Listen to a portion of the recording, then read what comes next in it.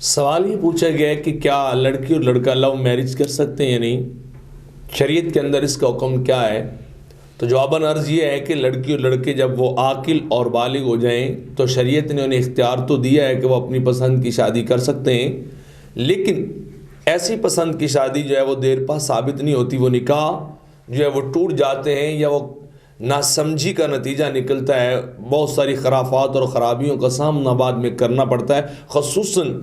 لڑکیوں کو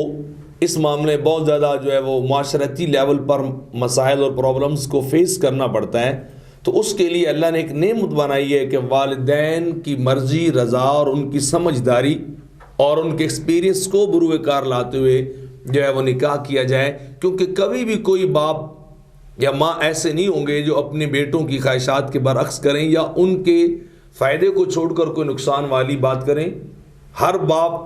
ہر بھائی یا ہر ماں اپنی بیٹی کے لیے اور اپنے بیٹے کے لیے اچھا ہی سوچتے ہیں اور درست طور پر ہی ان کے لیے جو ہے وہ کوئی ارینج کرتے ہیں، تو لہٰذا اگر ان کے ایکسپیرینس کو، ان کے تجربے کو اور ان کی دانش مندی کو ساتھ ملایا جائے تو وہ کہتے ہیں یہ سونے پہ سہاگا ہے۔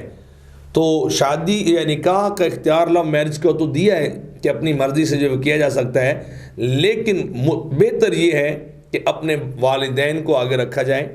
ان کے ذریعے سے اپنی پسند کو اچیو کیا جائے تو پھر وہ زیادہ بہتر ہوتا ہے، کیونکہ ایسی چیزیں کئی طور پر بڑی ساری مثالوں میں ملتی ہیں معاشرے کے اندر کہ 4 دن کی چاندنی اور پھر اندھیری رات ہوتی ہے، تو لہٰذا اگر ان کو شامل کیا جائے گا تو یہ زیادہ بہتر بھی ہے اور زیادہ اچھا ہے۔ لیکن اختیار بہرحال لو میرج کا لڑکی اور لڑکے کو نکاح کرنے کا اپنی پسند کا یہ اسلام نے دیا ہے۔